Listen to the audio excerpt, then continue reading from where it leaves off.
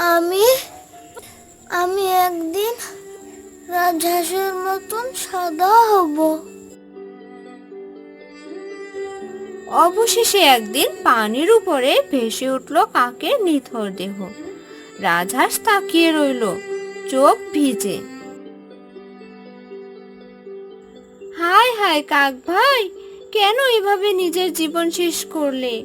আমি যদি তোমাকে বোঝাতে পারতাম, সৌন্দর্য রঙে নয়, বরং মনেই লুকিয়ে থাকে। কাক ভাই, যদি তুমি বুঝতে, নিজেকে বদলানোর চেষ্টায় নয়, বরং নিজের মতো থাকতে শিখলেই সত্যিকারের সুখ পাওয়া যায়।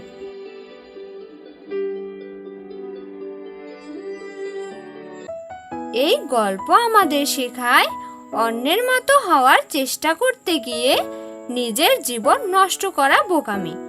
প্রকৃতি যেমন বানিয়েছে তেমন থাকতেই শিখতে হবে। কারণ সৌন্দর্য নয়, আসল সৌন্দর্য লুকিয়ে আছে মানুষের হৃদয় ও কাজে।